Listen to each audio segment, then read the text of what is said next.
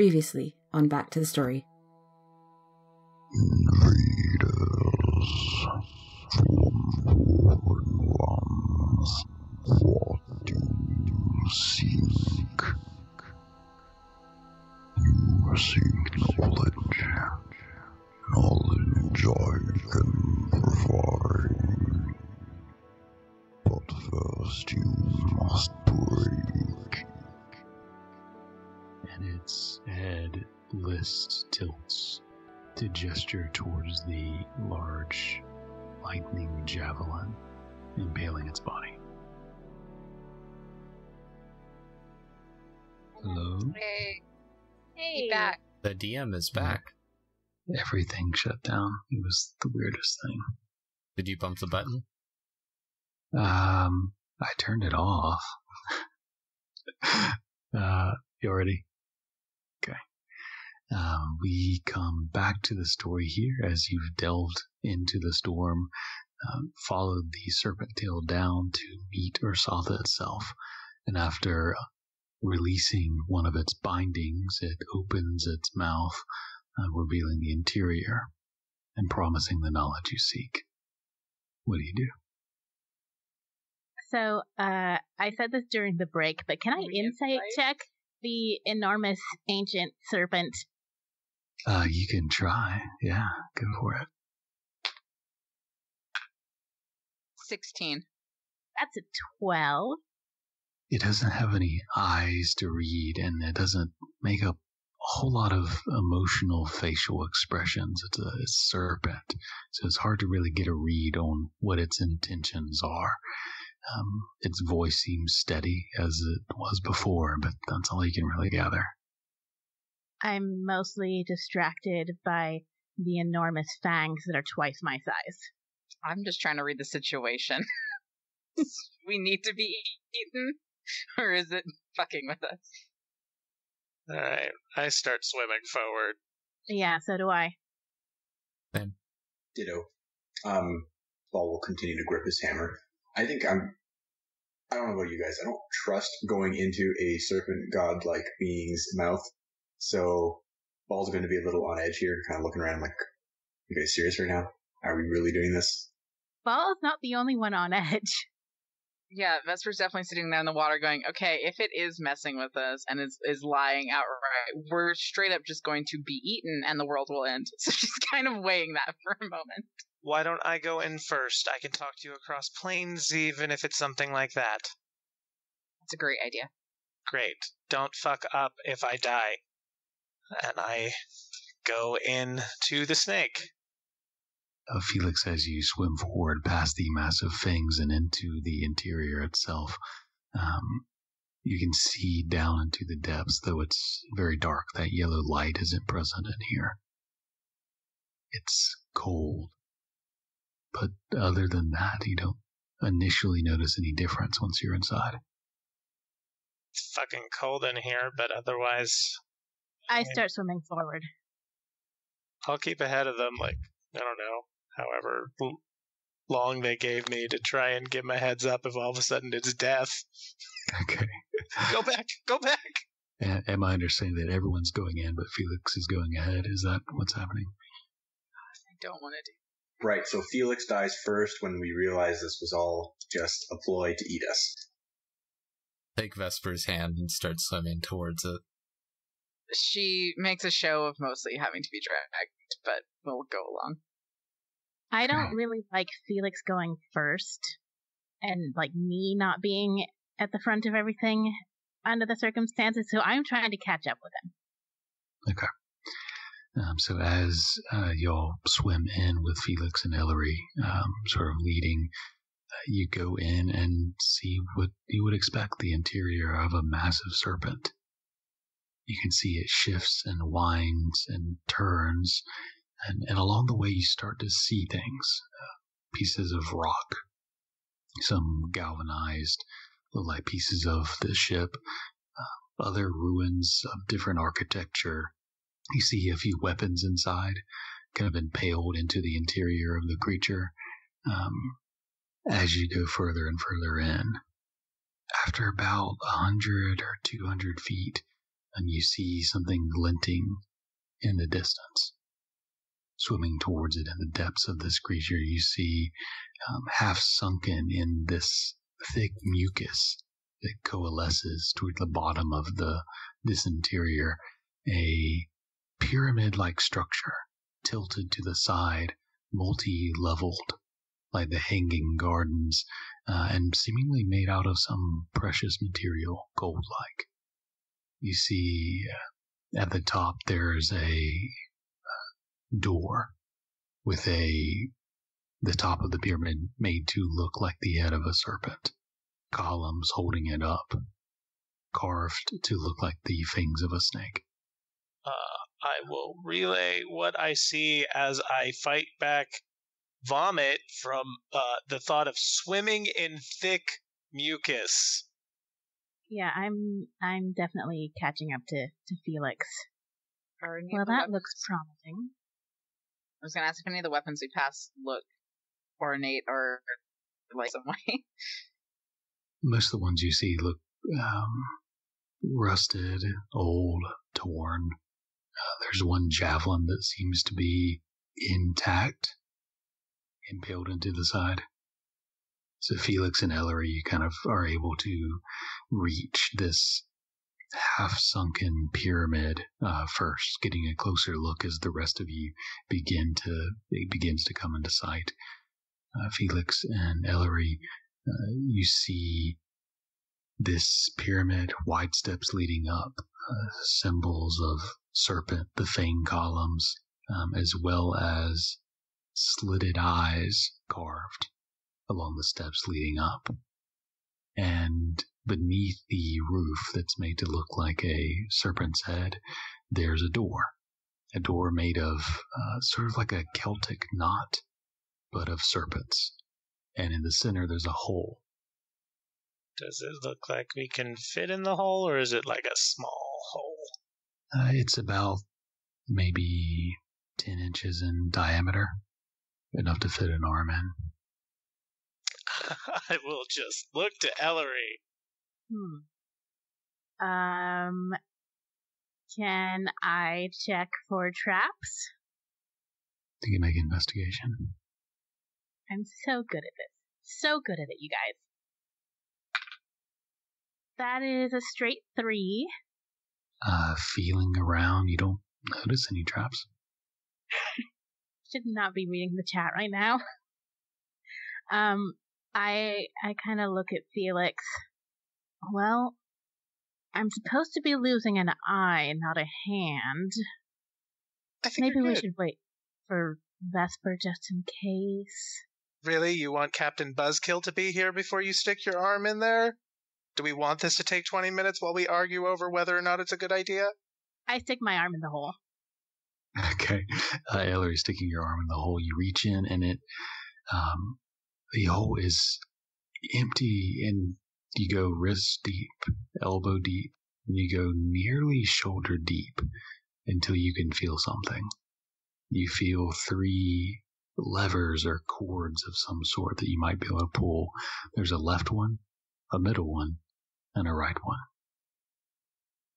I don't like this. There's 3 levers or something. Maybe we should wait for Vesper. Does she have augury today? Never mind. No. Well, I mean, 1 in 3 shot. Unless I'm supposed to pull all of them. Do you think I could try mage handing the levers? Or I could. If you got it. I've got it. I mean, try and cheat first. What's the harm?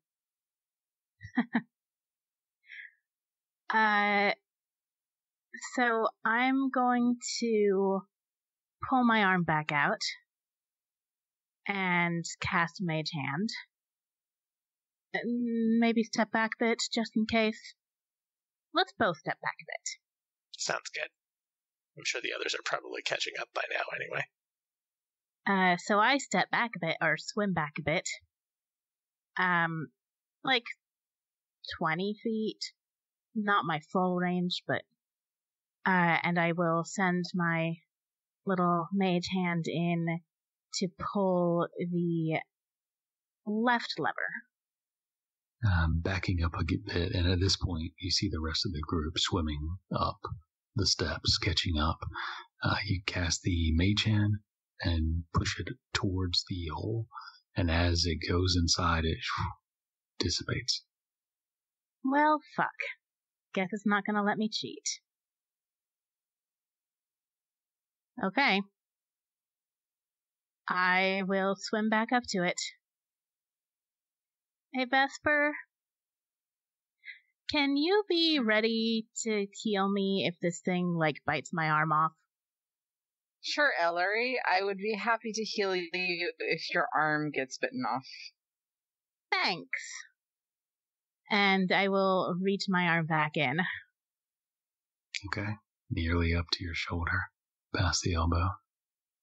You can feel the left and the middle and the right levers. Actually, before I do any of this, is there any writing visible?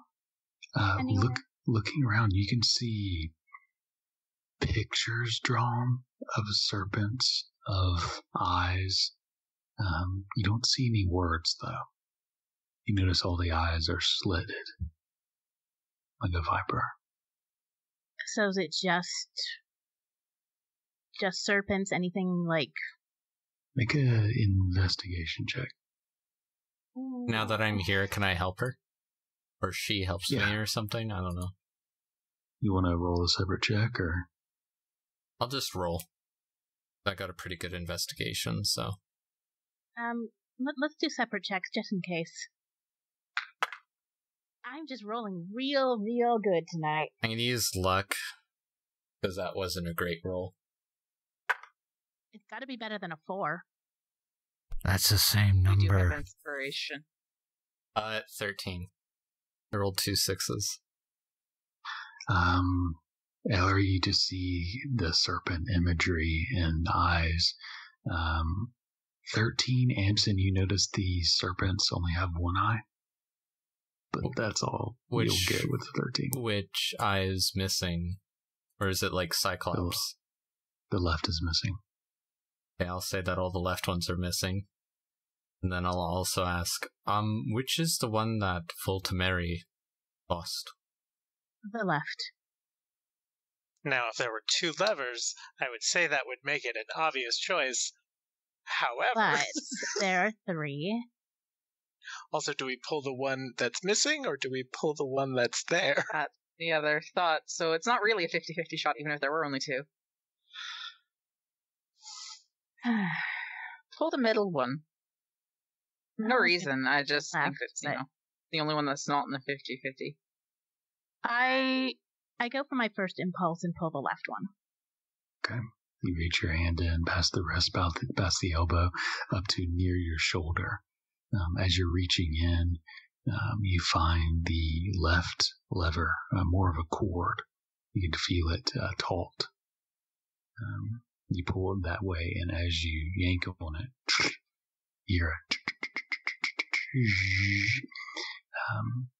and you hear and see the knot of serpents on the door begins to undo, to retract and pull away until the door is pulled off to left and right, revealing a foyer. There's a strange field, though, at the doorway. The water doesn't seem to fall inside. Interesting. Well, that was easier than I was afraid of. Either I guessed well, or I don't know. May I find a stone or something and toss it into the shield and see if physical things can pass through, or if it's just the water that's being held back? Yeah, you can find a piece of rubble, you throw it through, and it's slow moving through the water, but as soon as it gets to the other side, it speeds up and then falls down. All right. That's good.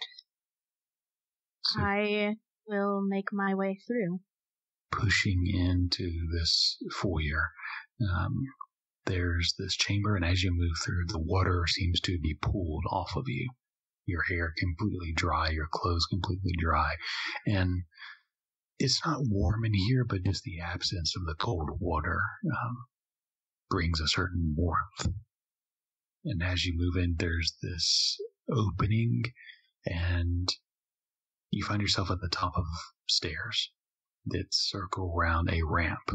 Not steps themselves, but just a decline that goes along the walls leading down. The center is completely open all the way down, though you can't see the bottom. And at the foot of this ramp that spirals around, you see an altar, upon which you see numerous gems, emeralds, rubies, diamonds. You see a ornate dagger that's serpentines. You see a medallion with an eye in it. You see a ring of glass, all laid upon this altar of gold. I will wait for everybody else to join me inside, and then... Assuming you guys move in, just to round out the description, the ramp starts to the right, and the left is just a wall, and the walls seem to be made out of that gold, and there is inside the interior a dim, sourceless light that kind of reflects off against, it looks like it's reflecting off against the water, but there's no source to it. If you've seen the new Blade Runner, Jared Leto's headquarters, like it kind of has that kind of vibe to it. What do you do? I think, again, I'm looking around for any sign of traps, even though I'm bad at it, and I probably shouldn't be the one doing that all the time. Can I assist her? I will click my heels together, and dragonfly-like wings will pop out of my boots, so I'll get into kind of the center of the staircase and just kind of do a 360, see what I see as they move forward from there. Yeah, you want to do an investigation check? Sure. Do you want me to roll separately or assist you, Ellory? Let's roll separately. You feeling that cutaway today? I've been rolling so badly. Okay. Dirty 20. Dirty 17. Okay.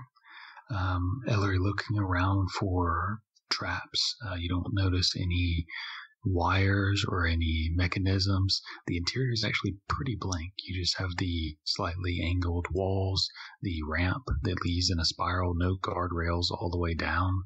As far as you can see, this altar and everything that's on it. Felix, you said you got a dirty 20? Correct. So you see the same sort of things. You also notice that you've flown into the center and can get a better vantage point. You can see carvings along the walls that kind of follow the ramp all the way down. If you dip a little bit flying, you can see the bottom. It's not that far. It's maybe 3 or 4 stories worth, but it's not that far down. You can see a floor at the bottom with some maybe statues or pedestals or something. You're not sure. I'm going to start down the ramp, I'm not rushing. And I'll just keep an eye kind of on the floor. I'll actually dip down so that I can get a better view of by the altar and just make sure nothing's going to spring on them at the bottom of the stairs. Okay. So as Felix kind of flies down to look ahead, the rest of you move down the ramp and you see these carvings on the walls as you circle around, spiraling down. It's still in the pyramid shape, so the further you go down, the wider the rooms become. The first carvings, you see eyes, many of them, coming up from a deep trench, each of them slit like the eyes of a viper, but there's dozens of them in one space coming up from this deepness.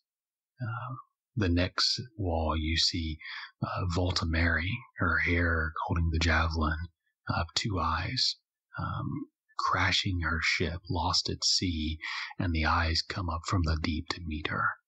offering her knowledge.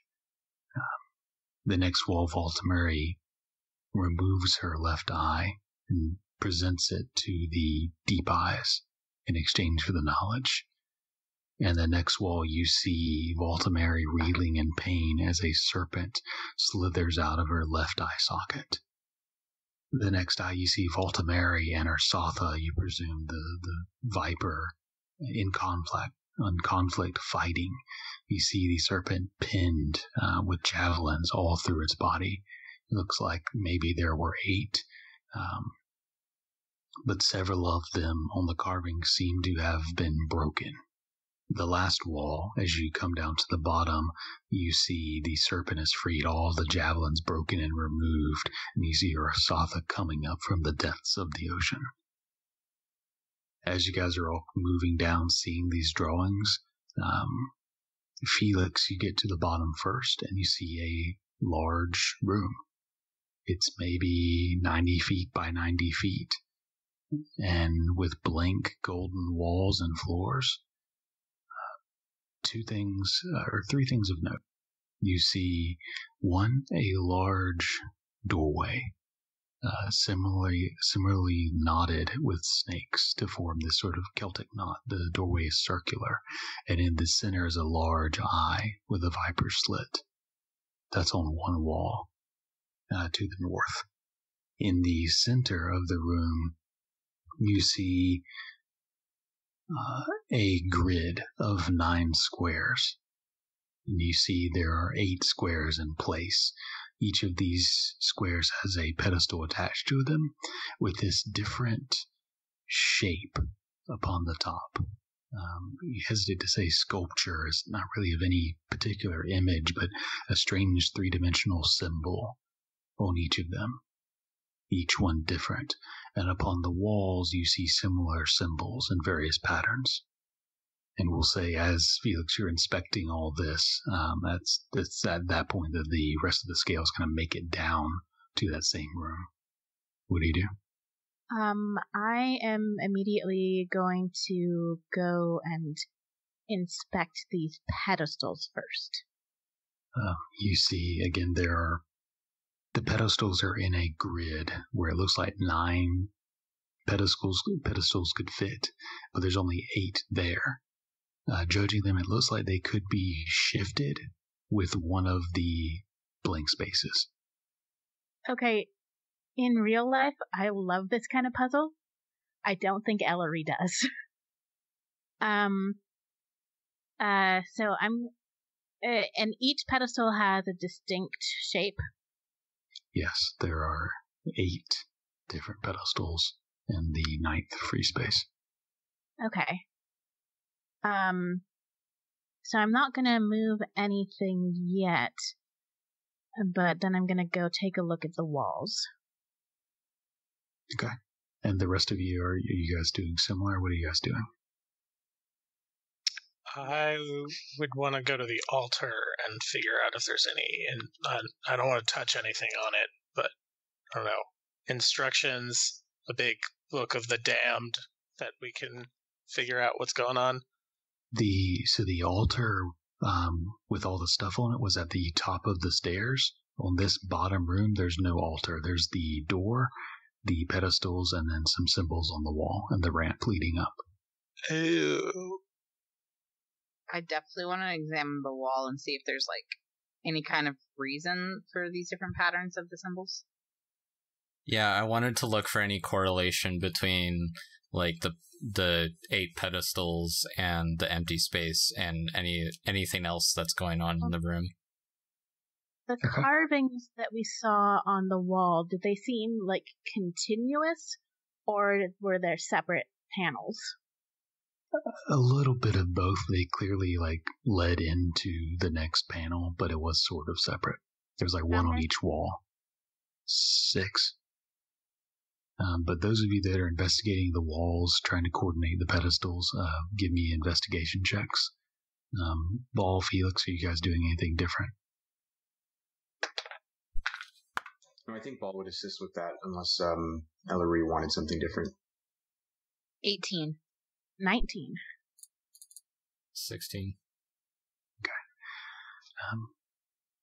taking some time between all of you, looking at the walls, coordinating with the symbols on these pedestals. And it's a little different because the pedestals are 3-dimensional and the wall is 2, but you can eventually see there is a pattern and what you would guess an order that the pedestals could be placed to match up with the wall. Are there multiples on the wall, or is it just one pattern on the wall of where they need to be? It adds up to one pattern, but it's sort of part of it is on one wall, part of it is on the other wall. Okay. And I'll put you guys on the map. Nice to write this down. All right, so I assume the numbers on the ground there are where we need the blocks to be? Yeah, you gather. And just to come out of character a little bit, it's exactly what those puzzles you've used before, where there's those 9 tiles or squares. One of them's a free space, and you use that free space to move the tiles around to create a picture or a pattern. Okay. And these tiles, from what you can gather investigating them, you can pull or push them as if they're a grappled creature, basically. So you're standing on top of it, you can't move it because you're standing on it, but from the side you can push or pull or twist it or whatever. We have control over the blocks? I think I have control, but you tell me where you want it. I can move it. Okay, because I have it figured out already. Damn, alright. That's fast. I mean, I'm pretty good at these, but... I fucking hate them, so thank God. I mean, the first row go for is pretty simple. Should I just go for it? Yeah, go, Amson. Go, Amson. You want to give verbal instruction? Yeah, one goes up all the way. And then 8 goes left. Nope. Probably. Oh, actually, no. I see. 4 would go up after it, right? Yep. So 1 up, 4 up. So who's going to actually physically do it? Can I just tell Ball if they're huge? Yeah, we could probably tell Ball. Okay. And so I think Ball, I'll let Amson go ahead and do the instructions, since Ellory's not going to see it as quickly as I can out of character. Okay, sounds fine. Felix, I have no idea how you can see. I have no idea. Maybe you have DM permissions. I have no idea. So, Ball, you go up to 1 to shift it up. Give me an athletics check. 23. 23, yeah, so you can easily grapple it. And same grappling rules, you can use half your movement to shift it up. So move you over here. Ball, you grab the pedestal, shift it, dragging it up. And as that occurs, you hear a hissing sound coming from the north wall, where you see the doorway. The light, faint light that's beginning to come from it, begins to brighten, and you see flashes in these lasers of lights that into places upon the ground of these hologram images. At first they consolidate into figures. You see 4 different creatures. One large, tall, maybe 15 feet tall, with 2 humanoid arms, a cobra hooded head, a crown, with this serpent-like humanoid, but with no legs, this long snake like body in place of the legs that coils around. The second largest is a large cobra, no arms at all, just a large constricting snake. Next to the king cobra humanoid, you see this feminine creature, similar humanoid arms, waist up, but the serpent body, who's wearing necklaces that hang down. Her hands and fingers elongate as she begins to twist them, forming magic. And then you see 2 other, more simpler, humanoid serpent creatures that withdraw their short blades. All right. What happened? Back up? I lost all internet. Everything. We finished we fighting. rolled initiative? Yeah, We moved a block, a bunch of snakes popped out, roll initiative. Okay. So after shifting the blocks, the light from the eye cascades out, and forming from it, you see these serpentine-like creatures, a prince-like tall one, a feminine one, and then a large constrictor snake and two other serpentine soldiers that all draw their weapons and beginning to attack.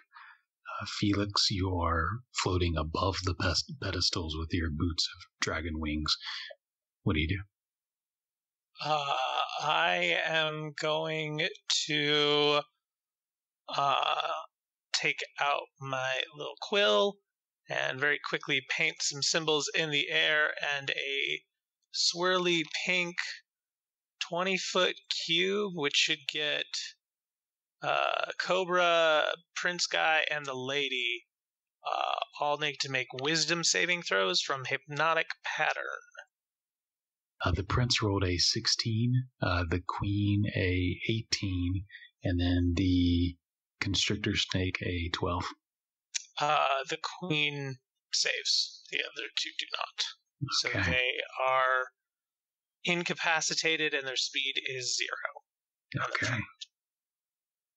And with my bonus action, since she passed, I'm going to make Aeon appear right near her. And that's my turn. I will move a little bit. I'm going to fly away, but I'll get there. Okay. That will bring us up to Felix. Or I'm sorry, to Vesper. Yeah, I don't like anything that's happening right now. So I'm going to go 5, 10, 15, and I'm going to cast Spirit Guardians around myself.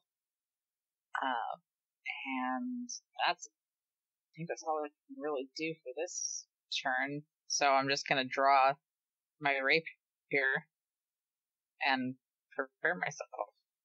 Okay. So the winged guardians begin circling around you. And is that 20-foot radius? That is 15 feet. 15. That begins circling around you as you pull out your rapier. That will bring us up to, you see the large constrictor snake swaying from side to side. You can see the sparkle of the multicolor lights in its eyes as it just sort of drifts back and forth, charmed by the snake charmer. I said it. Ellory, what do you do? Okay, how tall are these pedestals? They're only maybe 4 feet tall. Okay. So, I believe I've seen Felix use this spell before. So, since I'm not sure yet, probably I assume which ones are affected by it, I'm going to move into the space where the first pedestal was and fire off Eldritch Blast. Can we mark the two that are hypnotized right now? Yeah, I can. I believe I have 3 rays now. Yeah, so I'm gonna send 2 beams at this one on the left and 1 at the one on the far right. So I guess the one on the left first. And was that the pink soldier? Or Yes. Okay. Yes. So one of those is a 19 to hit, the other is a 16. Both slam into the soldier serpent. So that'll be a total of 4 points of force damage for that one, and then 23 to hit the one on the right. Oh, yeah. That'll be 9 points. Okay. You sling these Eldritch Blasts, slamming into these 2 zealot serpent soldiers. Anything else for you? I think that's it. Okay. That will bring us up to her, weaving magic in her hands, this vile light green. She is going to shift over to the prince who's swaying from side to side the colors glossing over his eyes. And she's going to reach up to his arm. He's maybe 15, 13 feet tall, it's hard to say, and pull and tug and push on him till he starts to shake himself out. You hear her whisper, "Es Volcos, las das," whispering something in his ear. Do I understand that since I have tongues at the moment? "Wake, my prince." And I think that's all she can do, so that'll bring us up to Amson. You'll be on deck, but first, this guy is going to, not like that hit, is going to sprint down towards you, Ellory, and take a swipe at this sword. The first is a bad, an 8, takes another strike, and that is a 13. Nope. And a 9. It swings 3 times quickly with this scimitar, unable to hit you. That will bring us up to Amson. All right. I am going to run towards Vesper and away from Ellory. And as I do, I'm going to conjure a firebolt and throw it at the snake guy soldier thing that's attacking Ellory. Okay. Come on, that's a 10. It flies in his direction. He sees it and ducks under it as it flies across the room, slamming into the wall on the other side. So that my turn isn't totally useless, I'm going to inspire Ellory. And I will say, "About this girl I'll perform. She's got the power of the storm, so you better be careful, 'cause when she gets prayerful, you might get a little bit warm." So that is your inspiration. That's a D10. And that's my turn. Nice. So as Amson is inspiring Ellory, that will bring us up to the prince, who is no longer incapacitated, though did take the queen's entire turn. He is going to first, he is going to rush up right there and is going to strike out towards you, Ball, the biggest target in the room. That is a 19. That does not hit. Another 19. And a dirty 20. None of those hit. So he slings twice with this long, jagged blade and then attempts to bite at you, trying to reach past your armor. Unable to do so, frustrated, he leans back and kind of tilts his head to the side and whispers in abyssal, "More servants to come," and points his hand to the side. As you see the eye from the door, a spark of that yellow light comes and shines to the point he's placing, and a creature forms from it.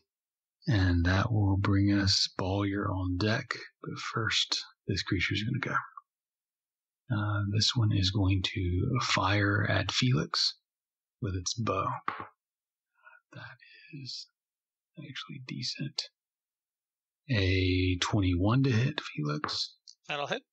And a very bad. The first arrow hits you, the second one flies over your shoulder, dealing 8 piercing damage. Okay. And I should easily pass the concentration check. I got like a 27. And that will bring us up to Ball. I might like to do something which is a cone effect, but it is a 60-foot cone. I have no idea how to draw that on the map. What direction do you want it to go? Well, I'd like to. Part of it is I want to see if I can hit everyone with it. Like if I were to take a 5-foot step back and then do the cone from here, would I be able to hit everyone? You could definitely hit the prince and the constrictor, and either the queen or the soldier. You might have to step a few more paces back if you want to try to get both of them. Hitting the new soldier might be difficult. Okay, maybe I'll just save it for later. Though I kind of just want to do it anyway. I mean, 3 ain't bad. Okay, I'm gonna do it anyway. Sorry, Felix. This will probably wake it up. So I will hit. You said I could basically, I think, hit these 4, if I'm not mistaken, right? You might have to back up a bit to get those 4. If I take like a 5-foot shift to there, does that let me do it? I never know how to do the damn cones. I think you might have to go further. I don't know if the 5-foot shift will be enough. You could definitely hit these 3 for sure. Okay. So I'm just gonna not move and cast that. I haven't cast this spell before. It is Cone of Cold, a 5th level spell. It's one that I was talking with a couple of you guys before. So Ball normally does everything with fire spells. What I was thinking here was that instead of kind of burning everybody, it's more of the Ball kind of takes the heat away. So rather than like pushing out a cone of cold, it's more of Ball takes a deep breath and just kind of makes all these creatures devoid of heat. And if that's all right, I can go and they have to do a Constitution saving throw. Muted. So as you reach your hands out and can draw the heat towards you, the room's kind of igniting upon you. Suddenly you see, with the heat being drawn away, pieces of frost and ice and cold forming atop their bodies. The prince rolled a 17. Sorry, I didn't. Before you do, I wanted to do something to make the prince do it at disadvantage because I have heightened spell. Okay. But I think it's 3 sorcery points for that. Let me just check. Yeah, 3 sorcery points. So go with disadvantage. It's to beat a 15. Okay. So I'll roll again for him. Sorry, I didn't want to cut you off and then. No, you're good. Yeah. You're good. So that is a 13. Sweet. And then don't know how it is for the others. But I'll roll damage anyway. Can you share this in the chat? So I think the queen was the only one to resist it as the ice kind of falls upon them, slowing the prince and the constrictor snake. The queen is able to shake it off using magic, trying to push it away. It's 34 points of cold damage. Yep. And half to the queen. Nice. Anything else for you, Ball? I think sorry, I just feel like really almost like rusty with this. I can use multiple sorcery point abilities in a turn. I just can't do them on the same spells, I'm pretty sure. So if I'm wrong, correct me. Otherwise, I'm going to do a quicken spell to spend 2 sorcery points to now attack the creature in front of me, the prince, I think, with Avalmer. Okay. And I will use my inspiration to attack with advantage for a 27 plus 3, so 30. Oh, absolutely. Yeah. And then I will. Sorry, guys. Super rusty. I think I'm doing this right. 14 bludgeoning, 13 plus 6 fire, 19 fire. And I guess I'll do a level 1 smite. For 12 radiant. And I think I finally did everything. Okay. So as you swing Avamore towards this prince, covered in ice with this cobra hood formed into its neck, golden rings and crowns and chains hanging from it, you smash it into his body with the radiant light, the flames bursting off of it.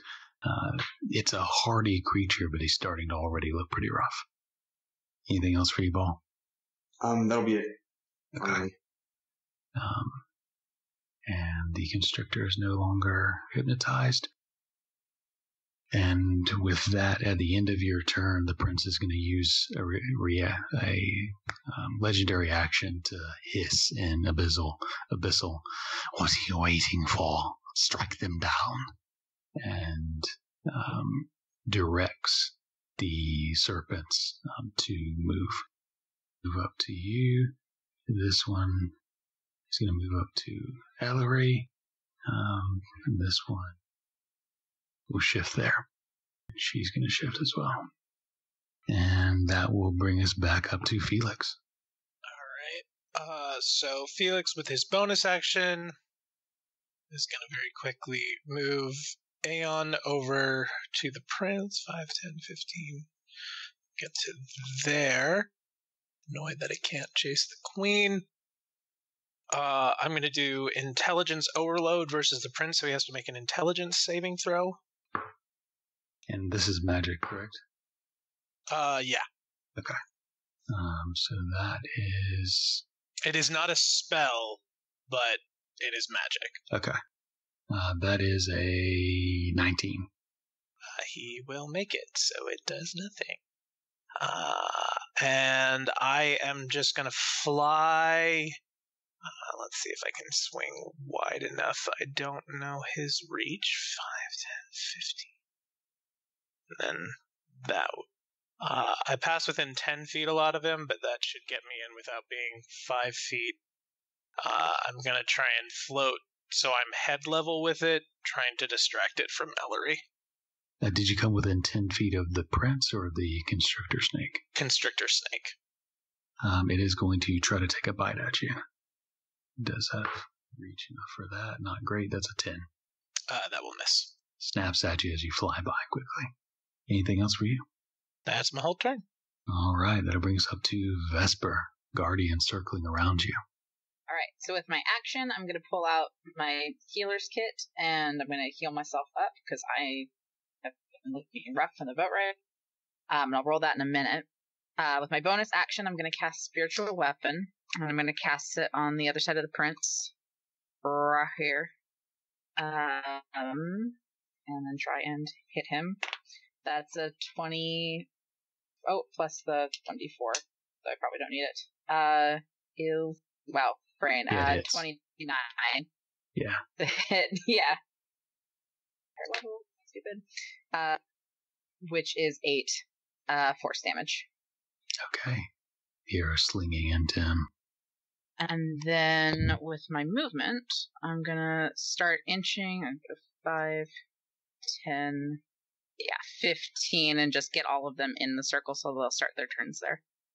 Okay. Anything else for you? That'll do it. Okay.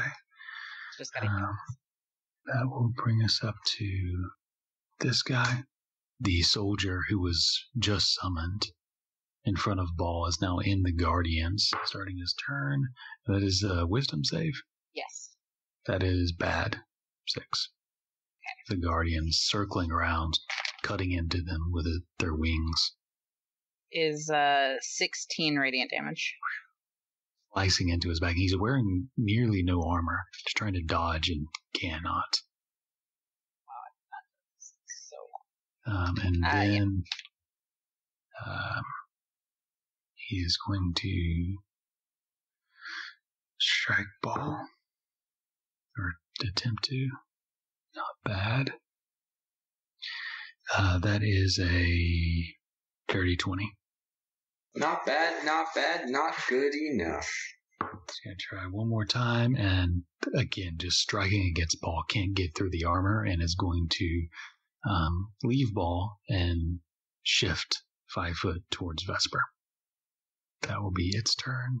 Bring us to the constrictor. Yeah. Double clicked. So as a skirmisher, I'm going to use my reaction to move away from it. Okay. Without provoking opportunity attacks. Okay. So it tries to swipe at you, but you're too quick and already gone. That will bring us up to the giant constrictor, which is going to... Felix, are you in the air still? Yeah, but only like 10 feet up. It is going to strike towards you. That is not great, like a 14. Miss. Snapping up at you once more, unable to hit you, and that will bring us back to Ellory. Okay. So The big snake seems to be more of a problem, but I'd also like to whittle down the number of opponents, so I think I am going to draw the bone shiv out of my arm and strike out at the soldier, casting Booming Blade. Okay.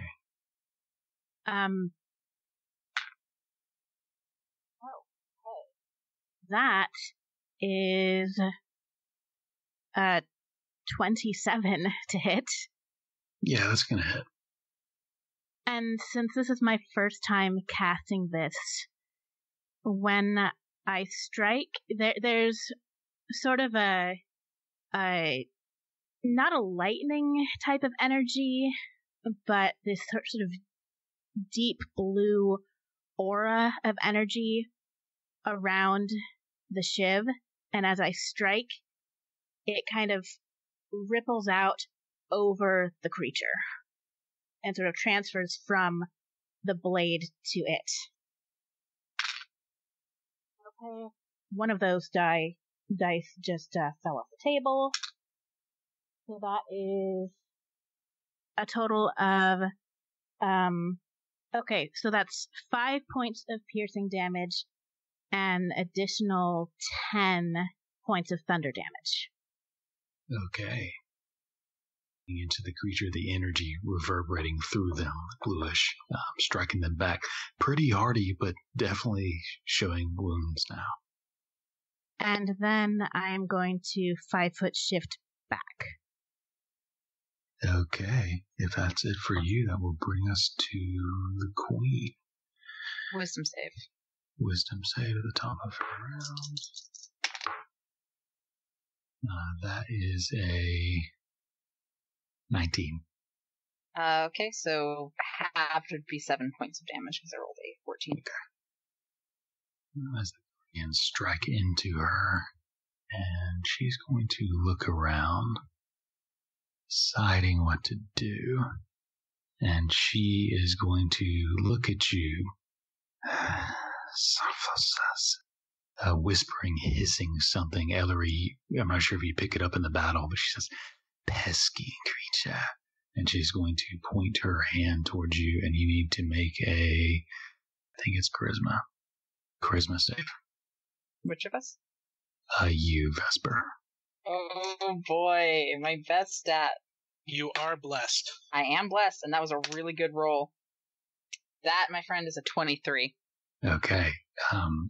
You feel a shifting, like your stomach turning, but are able to grip, and the guardians kind of pull in. You feel a warmth for a moment, and they keep you here, and you're not banished.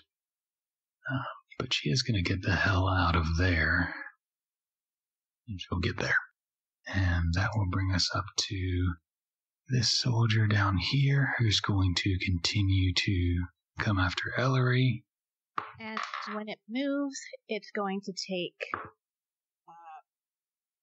I don't know how much damage. Let me see. I think it's 3d8. Okay, so 11 total points of thunder damage. Okay. 11 damage as it rushes after you with its blade, swinging wide the first, the second one coming up, and that's a 16 for the second one. That would hit, but I'm gonna go ahead and cast shield. Okay. Actually, no, I'll just take it and see how that goes. You consider it, but at the last moment you let it hit you, hesitating, and it strikes into you, dealing 7 points of slashing damage. Okay. And 6 points of poison damage, which I believe you all are resistant to, which should be 3. So that's a total of 10? I think so. Okay. That will bring us up to Amson. I'm gonna run up towards Ball to the side of him so that I'm within 30 feet of the queen, the prince, and the giant constrictor snake, and I would like to cast a 4th level blindness deafness and blind all of them, or attempt to. Okay. So they need to make constitution saves.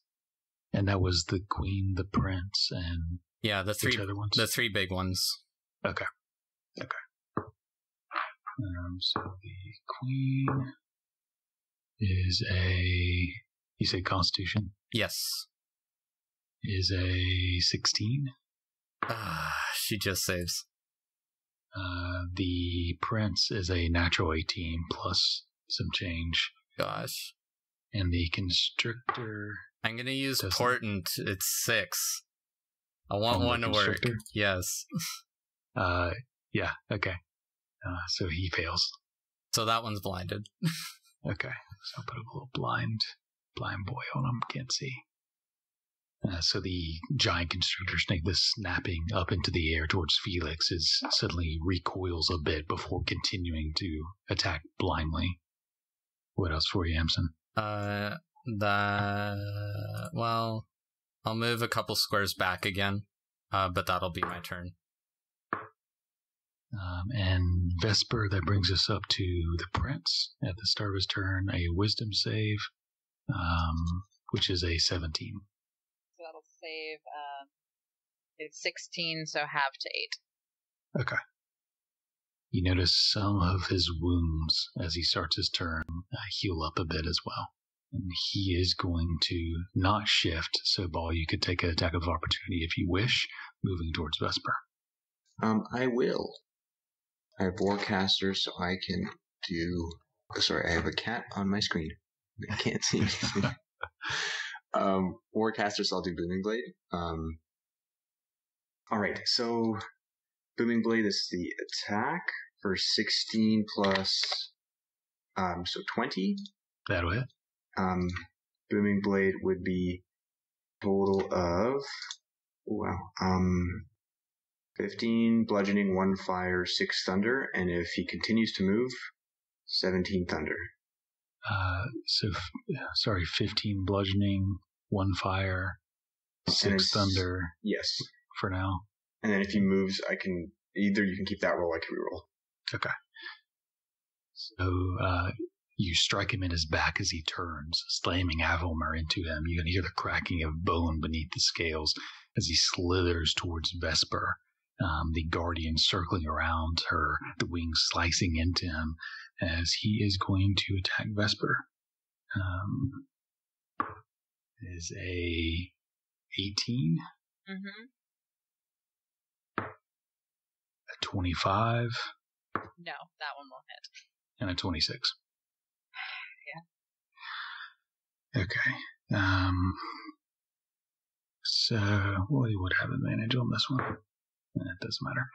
So you take 10 bludgeoning damage as he slams his tail into you and you're knocked prone. As he bends down, diving with the bite, dealing 11 piercing damage.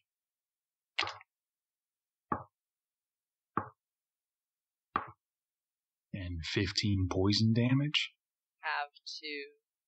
Half of that is a 16, so that'd be 8. And then the last attack, as it pulls back the bite, it's going to wrap its tail around you and lift you, crushing with the tail. And that is a 13 bludgeoning damage, and you are grappled and restrained. And so remind me, So be 3 con saves. I don't think any of them were over 20 damage total, so it should be 3 DC 10 con saves. Alright, I made it on all of them then. So okay. barely So on the last one. He has you grappled and restrained and is going to 5 feet, 10. Keep in mind his speed is halved because of her aura. Yeah, so that is as far as he can go. And since he continues he's also dragging her. Yeah. He takes the thunder damage. 17. So I think he can only... and the booming blade explodes as he moves yet again. That will bring... Oh, almost forgot. And as a bonus action, he is going to point onto the ground as another creature appears. And that will bring us Ball. You're going to be on deck. First 2 shots from green, firing towards Felix. Flying in the air. That is not good. And a 16. Does not hit. I don't know why I clicked that. Okay. And that will bring us up to Ball. Okay, Ball is going to move 1, 2, 3 to there. He will bonus action Fire Step across, which is a 3rd level spell, which will do a Dex save for these guys. And I'll land there. And that was a spell, correct, Ball? Yes. So it should be fine. You see the queen seeing you beginning to cast that spell, and she casts counterspell. Can I cast counterspell on her? Yeah. I'm within 60 feet as well. Okay. I'll just do a 3rd level counterspell. Okay. And I think that if hers was at 3rd, that automatically does it, as far as what I'm reading. If it's the same or lower, then it breaks it. Okay. So, Ball, as you begin to burst into flames to do your fire step, she sees it, begins to try to counter it. You feel your feet, the embers kind of dying out in the cold. Amson, you see this and interrupt her cast, breaking hers as Ball, you're able to complete the fire step, and that is Dex saves, bad, worst, and not. It should just be 2 of them that I hit, I think, right? Unless there's... So was it just 2? Yeah, I think it's only these 2 that he goes through. They were both bad. Okay, so then it will be 3d10, so 16 fire damage to both of them. Okay. And you see the flames. The prince is starting to look decently rough, though he's healing up a bit. The red soldier is looking pretty rough right now. All right, and then I will try to attack the prince. I don't think I get advantage here because she is restrained, but... yeah, I'm going to say since she's not actively threatening him, he's no advantage on that one. Right, okay, so then I will do my attack with Avelmer. 26 plus 1d4 for 27. That will hit. This, and I will put a smite because she looks a little bit vulnerable. So 14 bludgeoning, 10 fire, a 4th level smite, or 25 radiant. Jeez. He's looking very rough as you slam the Avelmer into him. The flames and the radiant energy, he's looking very bad. And maybe kind of as I do, I look at him and I say, don't run from me. Okay. And as Boaz trying to finish off the prince, that'll bring us up to Felix. All right. Felix, with his bonus action, Aeon is going to continue to sort of chase after the queen. 5, 10, 15. He can only get there. And then with my action, I will cast Chill Touch, and I will do it through Aeon, so he's just going to open his mouth, and a pink hand will shoot at the prince. That is going to be, please don't roll shitty, I did not, like 31 or something to hit. Oh, yeah. Okay, so he takes 13 necrotic damage. And he cannot heal until the start of my next turn. Okay. Quick question. Does Aeon have health? And if so, did Aeon go through the wall of fire? Aeon doesn't have health. Aeon's not real. He's not real. Mind blown. I do believe in Aeons. I do. All right, Felix, what else for you? I think I'm just going to float down. Snaky is blind, so I'm not too worried about it, but I'm going to just get to... You know what? I'm going to wait until I'm on either side of this guy and float down right behind him and just kind of flank with Ellory over here. Okay. Gonna take strikes at you from that guy. 21? That will hit. Surprisingly. That is 5 slashing damage from the soldier as you land behind. Okay. And if that's it, that will bring us up to Vesper. Yep. So I'm gonna bonus action bring my spiritual weapon over and try and attack this asshole who's got me in grasp, and I'm not gonna be able to do it. I don't. 12. Unfortunately, you're restrained. You can really only see the serpent's tail and not much else. And the bow fires off, but he's able to serpentine around it. Can I get a dagger into him, hopefully, maybe? You can attack. It'd be a disadvantage, but you can even attempt. with ball flanking? That just be straight roll? We'll say straight roll, yeah. Okay, also not awesome. That's a 17. Just hits. I don't know that I would get sneak attack because ball's right there. Right? Technically, yeah. Okay, and then it's a divine strike because I can do those. Okay. 16 piercing damage. Okay. How do you want to end him? I'm gonna just struggle against him, I think, and I'm gonna get the dagger out and cut up. And as he kind of flinches, I'm just gonna stab him right in the throat because I imagine he's got me almost like at eye level. Yeah. So as you stab into him, he begins to release you, allowing you to get up, cutting all the way upwards towards him, splitting him as he falls limp onto the ground. And then, covered in his blood, I'm just going to turn to the other one and just point my dagger at him. All right. Anything else for you? Oh, actually, no, yeah, I can't do anything else. Yes, that will be it. Okay. Wisdom save from this guy. Bad. For number red. As the soldier started in the Guardian. Ooh. Okay, that was nearly max. So, is 23. He begins to rush towards you, but the Guardians slice into him as he falls to the side. The Constrictor is going to continue to blindly strike towards Felix. And that is a 15. No. And that will bring us to Ellory. At the end of its turn, it gets a con save. Bat is still blind, attacking blindly. Well, Felix is messing with my plans a little bit by moving around. But what I'm going to do is the same thing I did last time and strike at this soldier with booming blade. You have advantage because I moved around and messed things up. That's true. So I can't hit you too much. The same number on both of them anyway.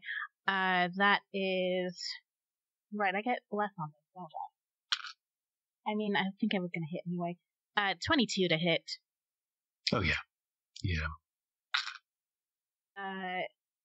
7 points of piercing, and also 7 points of thunder.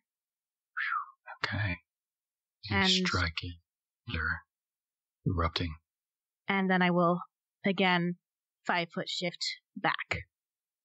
Okay. Anything else for you, Ellory? Nope, that about covers it. Okay. Actually, yeah. As I'm shifting back, I'm gonna shout to Felix, you might want to get a bit more elevation again. Okay. As you say that, the queen is going to shift up and look towards Ball, shifting the magic in her hands, pointing towards him. Ball, you can see her eyes kind of glinting with magic as she kind of sways from side to side. Make a wisdom saving throw. I don't wanna. I'm going to use my reaction to give Flash of Genius to give you +5. Alright, and I think I get blessed for that too, right? Correct. Okay, so my 14 turns into a math 23. That'll do it. And she, frustrated, drops the magic, trying to sway you, and is going to shift over here. That will bring us up to Amson. You're gonna be on deck. First, you have this guy who's learned his lesson, is going to turn around and attack Felix. That is a natural 19. Be a 24 to hit you, Felix. Yeah. And a dirty 20. Will also hit. And a 10. Not hit. Okay. Right. So the blade deals 8 slashing damage. And 6 poison damage, reduced to 3. Resistant. And the bite deals 6 piercing damage. And 12 reduced to 6 poison damage. And that will bring us up to Amson. Okay. I'm gonna run up so that I'm within 30 feet of her again. And again, now that the prince is down, I'm gonna cast just a second level blindness on her. Blindness, deafness, and I'm gonna use portent so she rolls a natural 8. I want her to fail. That's gonna do it, yeah. So DC 16. Yeah, total of 9. Alright, so she's blind. You see backed into the corner of the queen, eyes darkened to where she can't see. As a bonus action, I'm going to inspire Vesper, because I think she needs it. That extra boost. There you go. And Amson's going to say, Vesper, you're like the corner piece of a puzzle. Without you, I'm completely lost. And that will be my turn. Okay. Ball, you're going to be on deck. But first, a yellow light comes from the eye of the door and streaks towards the prince. As you see him begin to squirm and stand up once more, having to make a save against the spirit guardians. And that is a 21. Oh yeah, it'll do it. It's a 17, so have to whatever it's happening. Okay. He is looking very bad, but he is getting to his feet. He is unable to heal still, so no, he is not. Okay, so he is on the ground. Sorry, there's a little pink hand clutching at his throat, sucking the life as they try it. Yeah, he starts to, and then he just falls right back down. Sorry. Love you, Chill Touch. And that will bring us up to Green, who is going to shift down, and Felix, no longer being a target, is going to fire at Amson. That is a 23 and a 18 to hit. Yeah. That'd be 16 total between both arrows, landing into you. And that will bring us up to Ball. All right. Ball will take a step down and just try to attack this green minion.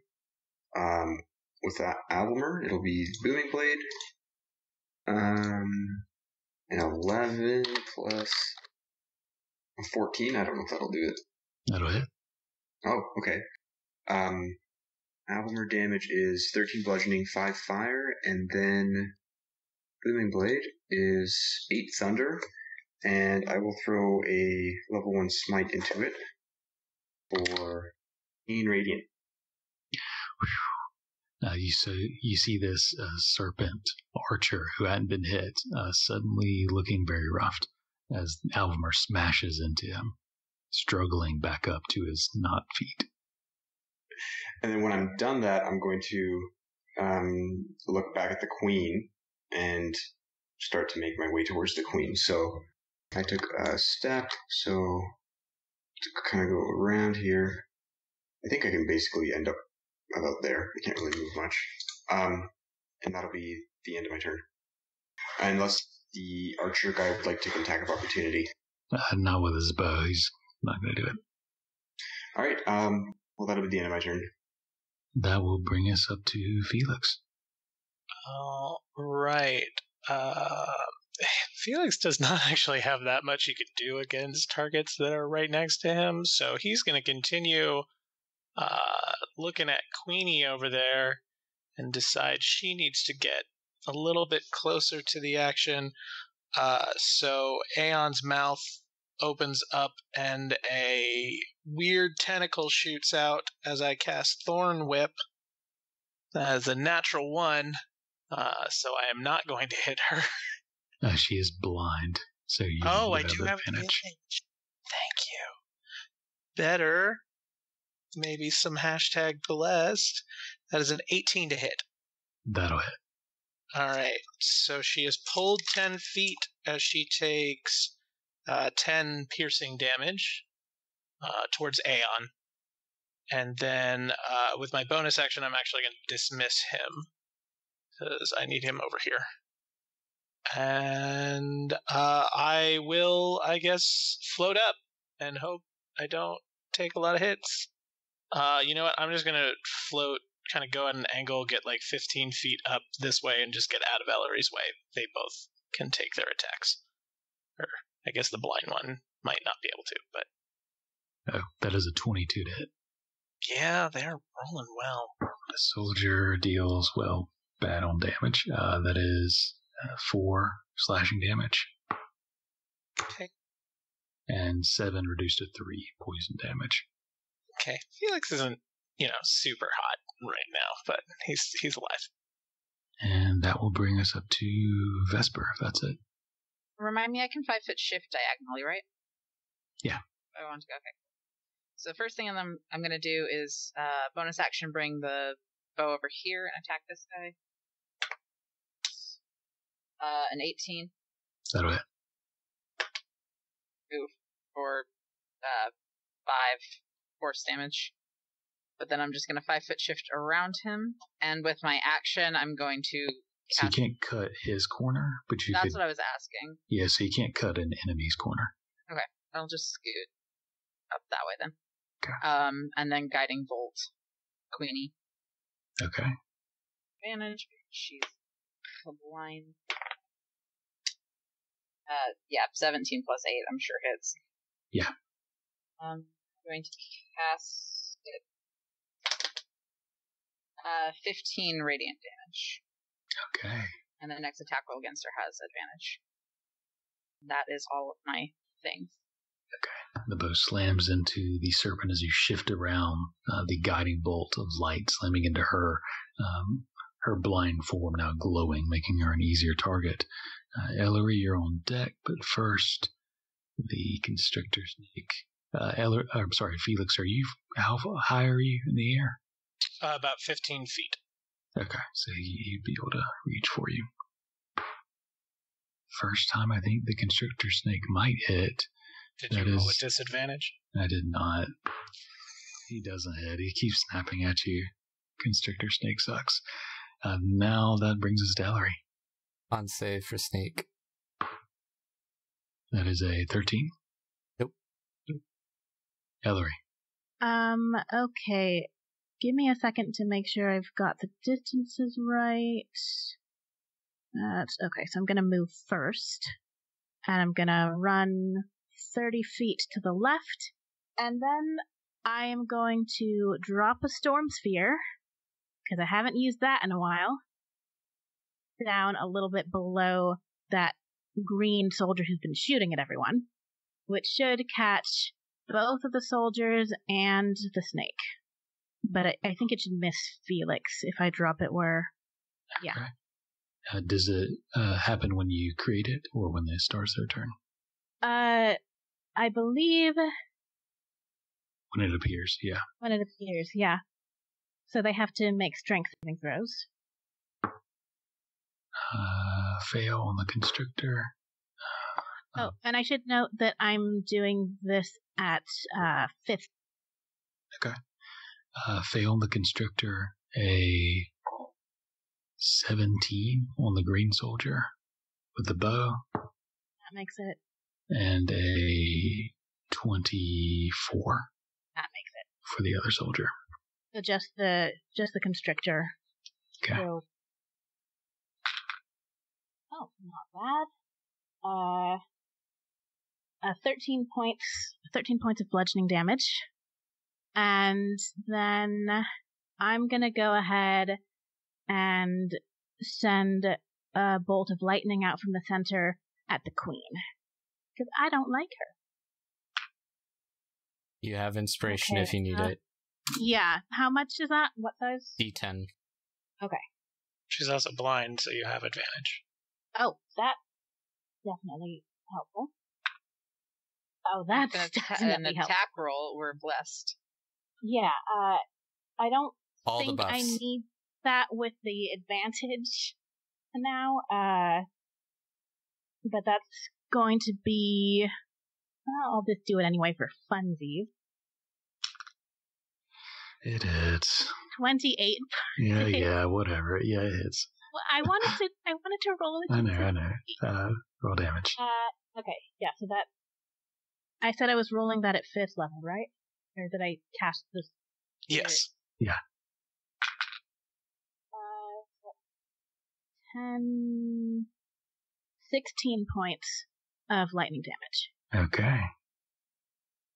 Strikes into her blind form, not expecting it, though hearing the sudden roar of a storm inside this confined space. It knocks her back a bit. She's trying to recover, getting back onto her tail. And I get a surge. Okay. Roll a D100. And thank you for remembering, because I never do. And 93. I feel like I've gotten that number before. Okay. So, Ellory suddenly grows a little bit larger. You're now about ball's height. About 10 feet tall, Ellory. I just start laughing as soon as this happens. Nice. So, lightning bolting, the queen growing, storm here. Anything else for you? Or is that your turn? That is my turn. Okay, that'll bring us up to her. And she is hating everything, hating life right now. Oh, here we go. Okay. So she is going to back up, forming magic in her hands, and she dissipates. And that will bring us up to the soldiers. Amson, you're on deck. This guy, the soldier in the storm spear, is going to try to get out of it. I think it happens when they start their turn. Let's see. Ends its turn there. Okay. So he's going to get out, run up to you, and strike you, or attempt to. 12, 15, and a 24. Yeah, I guess I'll let that last one hit. The last one. Okay. 6 piercing damage, or slashing, and 8 reduced to 4 poison damage. And that will bring us up to Amson. The queen rolls a constitution save for blindness at the end of her turn. That is a 17. And she saves. Okay. And I'm going to start my turn by casting Fairy Fire in the... Oh, whoops. In the corner here. Let me draw a 20-foot box. Like that. Because she seems to like this corner. So hopefully that'll get her. And that's a dex save. Yeah. You cast the fairy fire, this glittering purple light that drifts down, the wind from the storm stirring it up, and it falls onto the ground, and the walls, sticking to the spirit guardians, wisp it into the spiral as they move around Vesper, but it doesn't seem to land on anything. All Not right. that you can tell. I don't really have anything else left for bonus action stuff. So I'm going to run towards Vesper, I guess. I'm going to run exactly like this. So I'm going to run kind of around the snake soldier guy and run in to the side and kind of behind Vesper. But kind of next to the soldier dude. Yeah, you sprint around, moving into the spirit guardian circle. Hello. And then that'll be my turn. Okay. The next turn, the eye on the door is going to again glow and shoot towards the prince. You start to get up, but then has to make a wisdom saving throw.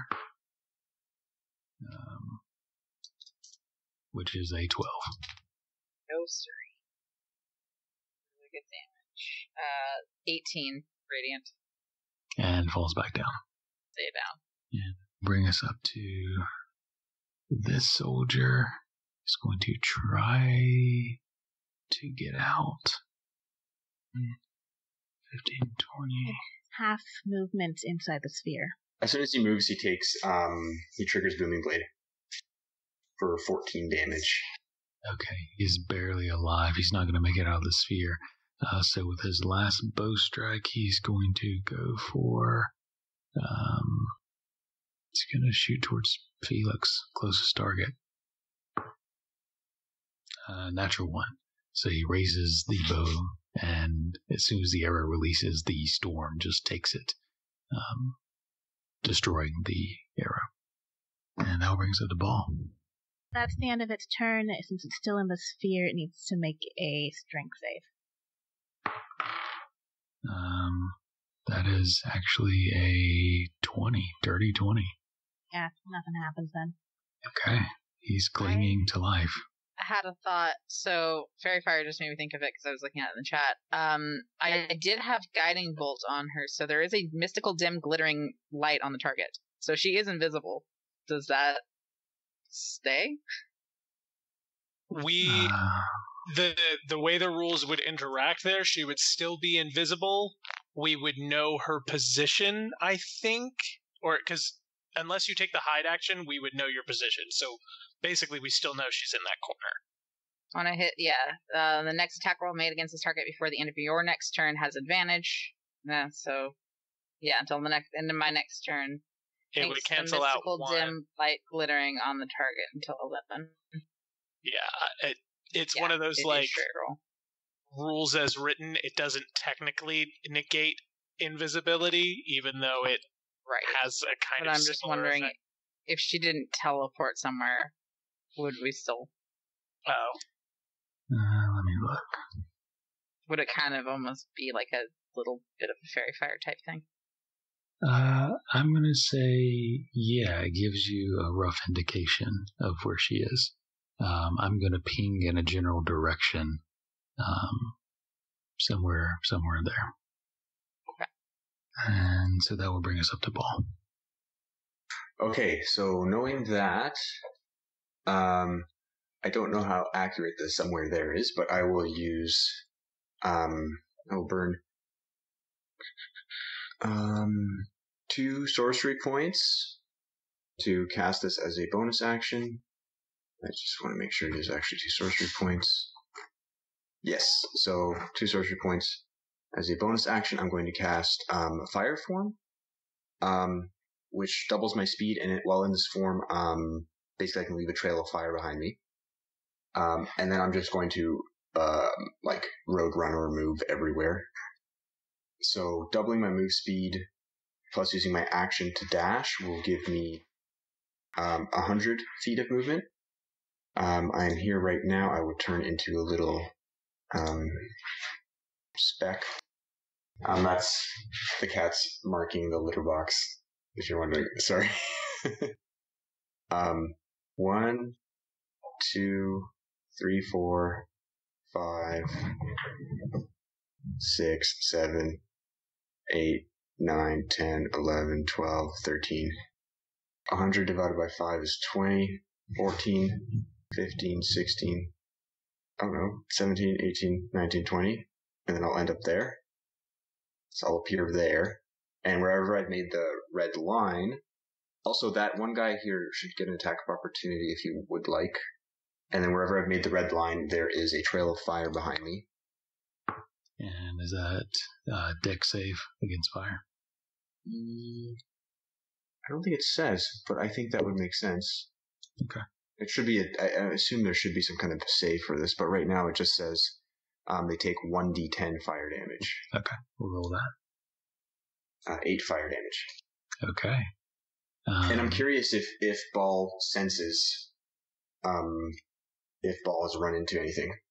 Or senses something burning. I'll say it's you can maybe look around, but this is happening so quickly you maybe don't initially notice it. That's okay. Since you're Roadrunner, blaze into fire, run around the entire room, over corpses that are starting to burn. One slice at you as it's moving cuts. That is a natural 20 to hit. Just barely. But it's just a soldier, so it's 14 piercing damage. But a flesh wound. And 13 reduced to 6 poison damage. Noted. All right. Anything else for you? That's it for me. That's all I can do. All right. A trail of fire remains. That brings us up to Felix. All right. The fire burning there, not much I can really do to that, so I guess I'll finally start paying attention to my snake friend. I will resummon Aeon beside me, and snake friend has to make an intelligence saving throw. That is a 6. Fail. I will put a level 1 spell into it so that he takes 26 psychic damage. And the next attack against him has advantage. As the psychic energy cascades through it, you see its eyes bulge. Blood begins to pour from the side of its temples as it falls to the ground and then writhes as a dead snake does. But it is dead. In that case, Felix is gonna float, I guess, like 10 feet off the ground there. I don't really know if Ellory's gonna blow me up, but that's where I am. All right, and that will bring us up to Vesper. Has this man beside me taken any damage? A little bit, not much. Okay. I'm gonna toll the dead on him. That's a what save? That is wisdom. 14. That will not do it. 19 necrotic damage. Okay. Being split open. Is he still up? Yeah, he's still up. Okay, I'm gonna hit him with the bow then as well. Nope, that's cocked. Okay, not us. 11.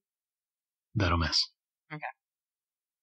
Then I'm gonna 5-foot shift Ur'Satha closer to this guy and out of his range. All right, and that will bring us up to him. Start of his turn. Wisdom save. Natural 1. Just 10 radiant. Radiant damage. And is going to get out of that place. Just fire that way. He's going to drop his sword, pull out his bow, and turn around and fire it at you.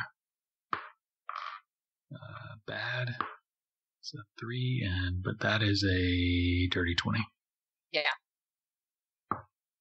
Dealing 5 piercing damage. And make a con save. Concentration save. 22. Yeah. Maintains. That'll bring us up to Ellory. Large Ellory, you have a serpentine soldier next to you. I just kind of grin down at the soldier and cast Booming Blade. Okay, that will be 21 to hit. That'll hit. And If this works like enlarge, you get an extra D4. that's if I'm using strength, though. Oh, right, because you're a Dexy girl. 7 points of piercing damage and 10 points of thunder. All right. He's looking very rough now, but is maintaining. Then I'm going to 5-foot shift back towards the wall. The damage isn't strength based. The strength checks and all of that. Your weapons are just enlarged, so you get an extra D4. Oh. Wait, so... Just roll an extra... You get an extra D4 regardless of what you're using to attack. They're just bigger weapons. Thank you. That's 4. All right. And that will end him, actually, with your massive blade cutting into him. Okay. He falls short. And then, can I tell from the fire where the queen is? Which square she's in?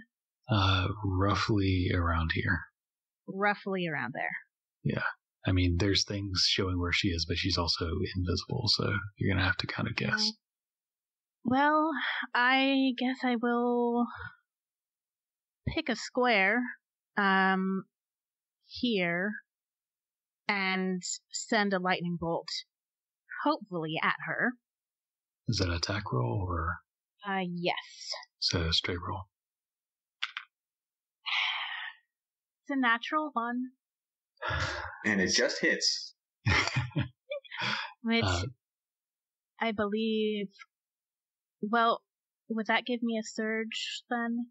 I think so, right?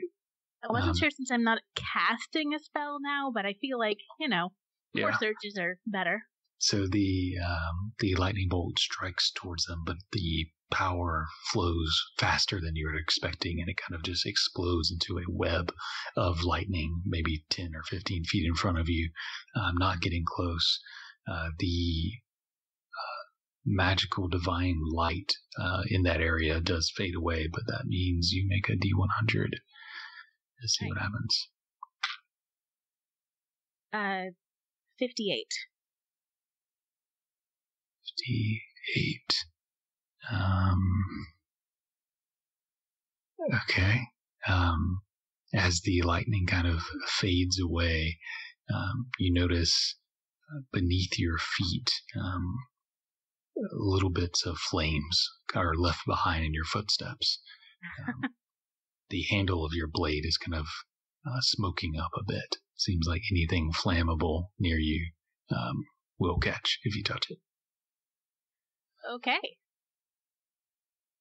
Anything else for you? No, that was my action and my bonus action and my movement. So that's it. And Ball, give me one more fire damage from your trail. That's a 4, matey. All right. And that will bring us up to Amson. How's the last remain? Oh, no. Is the guy in the storm sphere still alive? Barely. Okay, so there's still 2 left. How's the other one doing, the one near Ball's fire? Not great. I'm just gonna yell out, I think the queen's still invisible. I'm not exactly sure where she is right now. So I'm gonna cast, I guess, Firebolt at the blue guy. And that is a natural 19 for 26. That'll hit. So that's 3d10. That's not great. That's 10 points of fire damage. That is enough as the firebolt slams into the back of them, knocking him forward, face first into Ball's trail. And he burns up, dead, leaving the queen, who we don't know, and the one last one on death's door in the storm. What else for you, Amson? I guess Amson will probably just stay near Vesper and ask her, how are you? Don't look so great. At a 3rd health, I just kind of, yeah, I don't feel great. I'm trying not to throw up. How are you? Not so great myself. And that'll be my turn. And that will bring us up to that, and then to the green one, who is going to try to get out, and with his bow is going to look around and is going to fire at Ellory. Is a 15.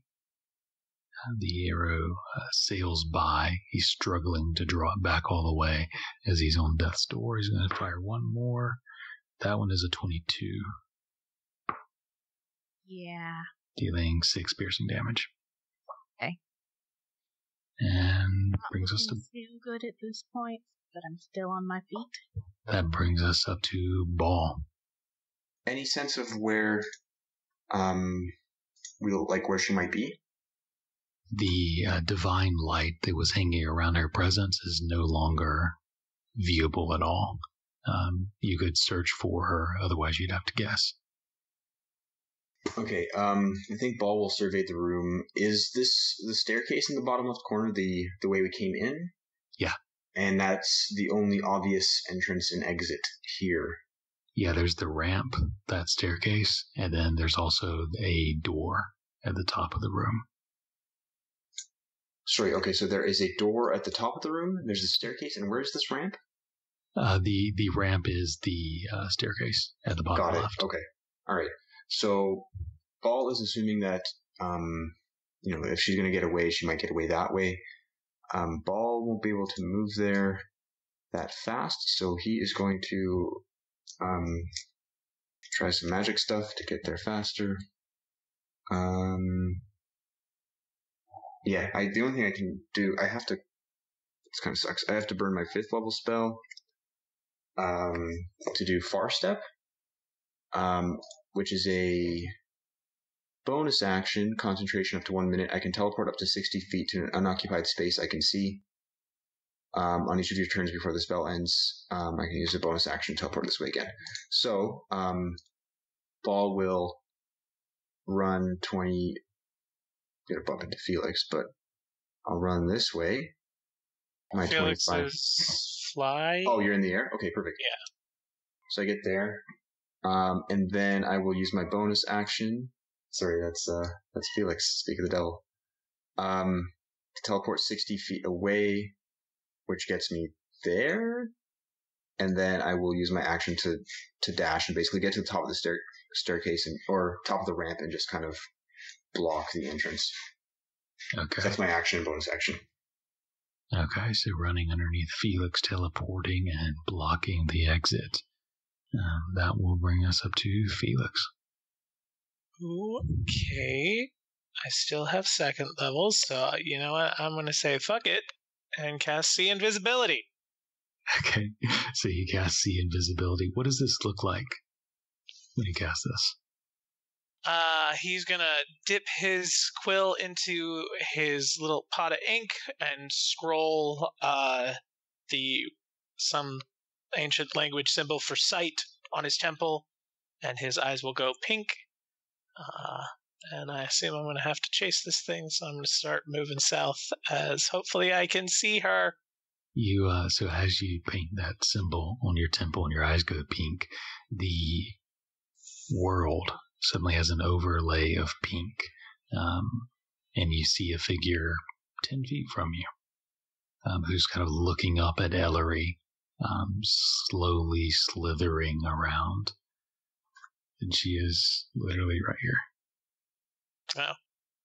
Oh. Then I will just, float down next to her and make it a big, obvious point at the square in front of me. So hopefully everybody can see. Actually, I'll hover right above her and just point down, fire here! You see she's, looking around confused, wondering how you're doing this. Anything else for you, Felix? I will dismiss Aeon so I can replace him next turn. That will bring us to Vesper. Alright, I'm gonna soar this bow over here and ignore the guy that's going over, and I'm gonna try and go for it. Okay. Disadvantage, but you can aim in the right spot. I'm gonna use my inspiration. Ace. Okay. 18. That'll hit. For 8 force damage. Okay. You see the bow draws back, slamming into something. Okay. You see blood splatter, but that's it. Following the bow, I'm going to try and guiding bolt again to hopefully give somebody else a good go, and I'm going to do it at 2nd level. You may have to... Can you see through your bow? No. You may have to shift, because there's also this snake guy. Oh, right, okay. Wait, what spell is this again? This is guiding bolt. So I'm going to just shift around in front of Ampson, and then I should have a shot. Yeah. Yeah. should have saved the inspiration for this shot. But... Oh, okay. Okay, not as good. Plus a D4. And that's hey. a disadvantage as well. Yes, it is. That's a 16. That just hits. Okay. Oops, thank God for this bless. So that is 5d6. I cast it at a level higher. 19 radiant damage. The blast slams into her. You see blood splatter. And you can start to see there's not enough blood and the light fading where you can kind of make out where they are now. A little bit. They're still standing. And then a little bit more movement. Inch myself down so this other snaky boy is inside my guardians. And that's me. And that'll bring us up to Ellory. Okay, so first I'm going to use my bonus action to send a bolt of lightning from the sphere towards where I know the queen to be. Is that a straight roll? She's invisible, but the guiding bolt of light is guiding your path. You're inspired still, I think. It's a nice roll. But I'll go ahead and add the plus anyway. That's 29 to hit. Yeah, that'll hit. And let me get the right number of d6s here. I have so many dice in my tray. I keep moving them out and then moving them back in because I need the right damage dice. Yeah, okay. So that's 16 points of lightning damage. As it slams into her, you see suddenly a body become visible as it's shocked across the floor, tumbling before slamming into the wall and coming still. Okay. And then there's still that one soldier up. Yeah, heavily wounded in a Spirit Guardians. So I'm just gonna start Eldritch Blasting him. First one is a 15 to hit. Yeah, and no need to roll damage. He's only 1 hit point, so you Eldritch Blast slam him. He tumbles across the floor as well. A few moments pass, and the room is still. You see the glow from the eye is glowing brighter, but the bodies don't move. Let's get the rest of these pedestals moved into place. Vesper, I could use some, I think we all could, so if everyone gets a bit closer. I will go with Vesper. I'm going to cast Mass Cure Wounds on all of us. My modifier plus my extra stuff.